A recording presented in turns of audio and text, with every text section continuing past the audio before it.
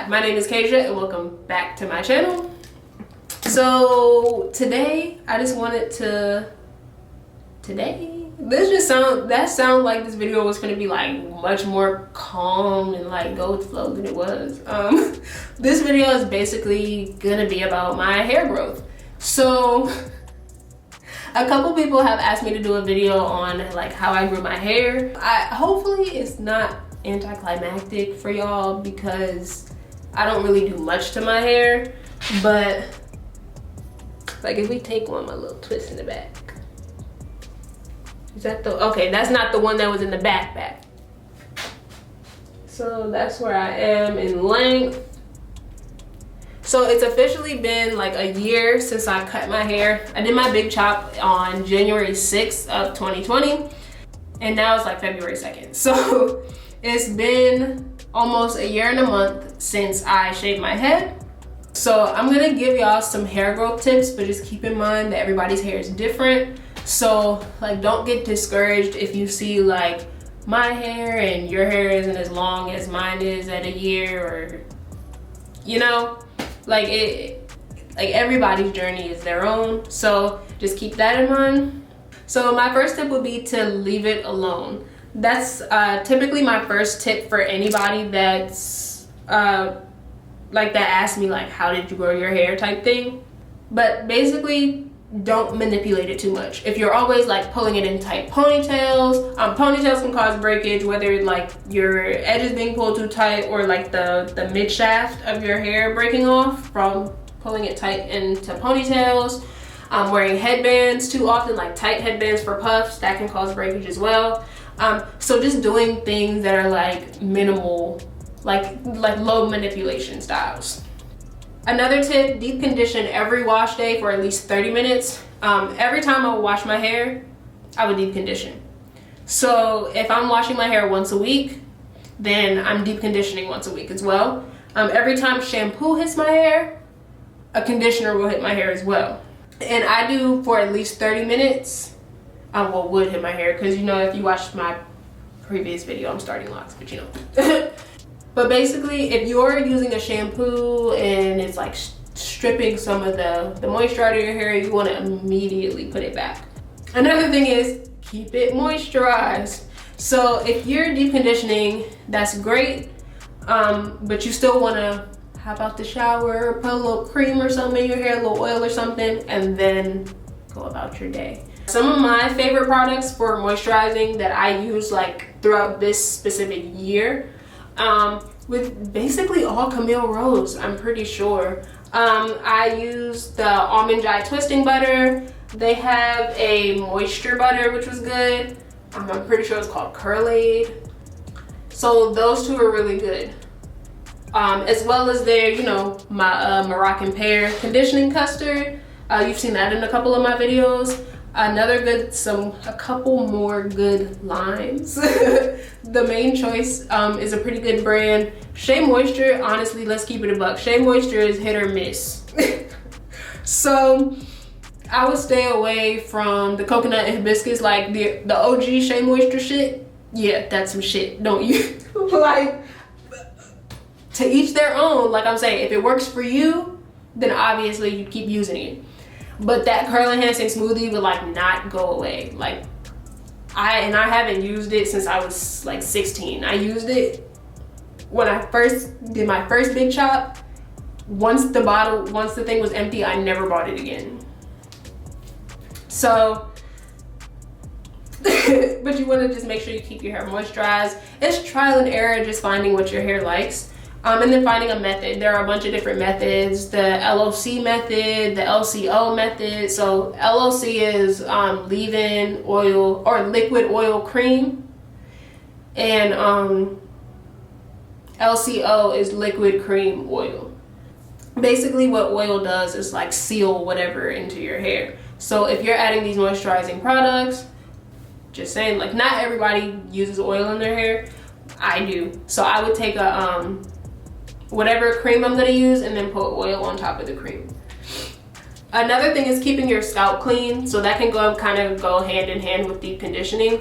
I made sure to keep my scalp clean. I tried not to go too long without washing my hair. And plus, if you're washing your hair, massaging your scalp can stimulate blood flow and all that. So if you want to give yourself a couple head massages and all that, stimulate the blood flow in your scalp, that'll start hair growth as well. Low maintenance styles, that also plays into protective styling. I kept braids, twists, faux lock, anything that made sure Kasia didn't have to do her hair, Kasia did it. I even wore just a regularized bandana around my head when I first bleached it the first time over the summer. I just straight wore a bandana with little like matted ass curls in the back. I did not care. I just did not want to do my hair. That sounds terrible, but I honestly feel like with how little I touch my hair, as far as manipulating it and styling it, that helps me with, you know, all of the other shit that I do to my hair. Another thing is spacing out chemical processes. One thing that I thoroughly believe saved my hair up until I decided to straighten it, I feel like I have slight heat damage, but I digress.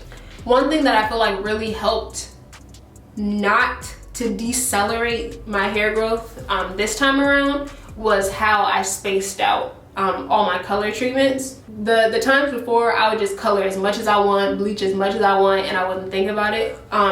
But in the long run, it was like slowing down my hair growth, and I wasn't even like realizing till I would look at previous progress pictures from like previous big chops and be like, wow, my hair was longer at the 10-month mark than it is now. So yeah, definitely making sure you're spacing out chemical processes. I bleached my hair. The first time I bleached my hair was June or July, and I didn't re-bleach it till September, like late September. But definitely space them out. I said, even if you're doing like permanent colors, I wouldn't do too much. Like you could do a double process of like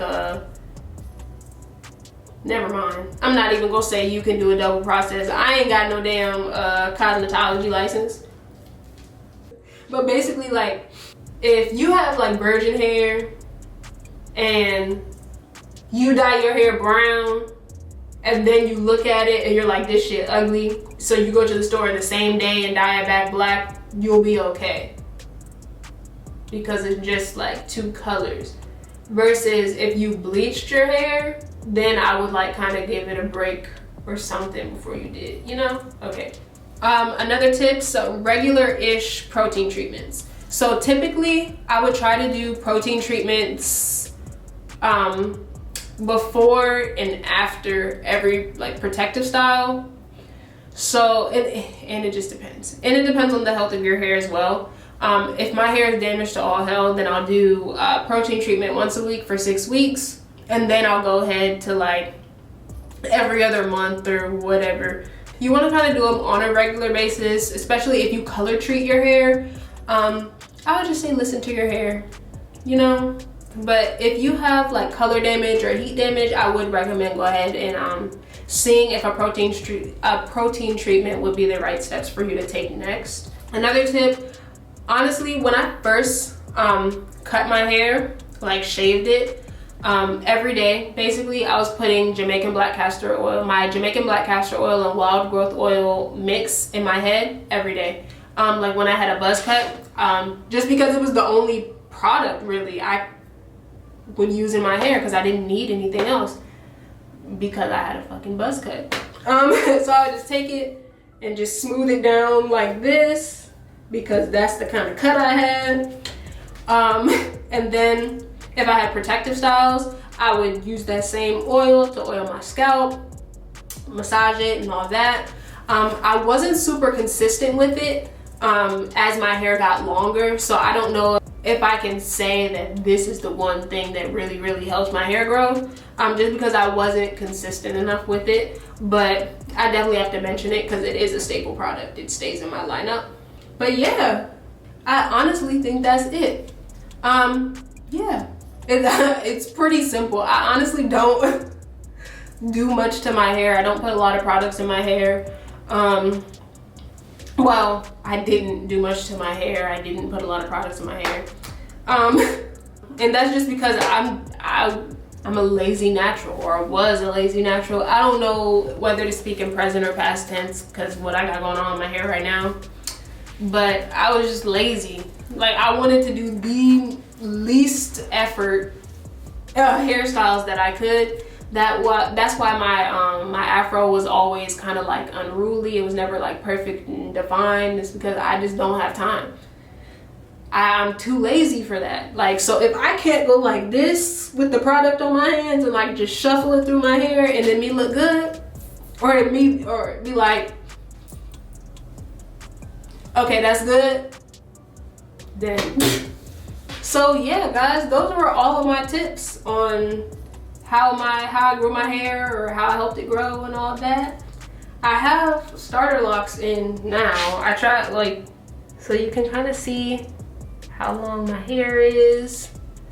I have starter locks in now, so I can't do too much to show y'all, but so you can kind of see. Got a decent amount of hair on me now. I thank you guys so much for watching. If you like this video, please give it a thumbs up. And you can give it a thumbs up and subscribe to my channel if you feel like it. And my social medias will also be in the description box if you want to connect with me. And don't forget, if you guys need anything from me, you can DM me if you're okay with being in the comments, and that's cool as well. I was just whispering just now. That's gonna be terrible for when I edit. Anywho, I thank y'all so much for watching. I appreciate every single one of you, and I will see y'all in my next video. Bye.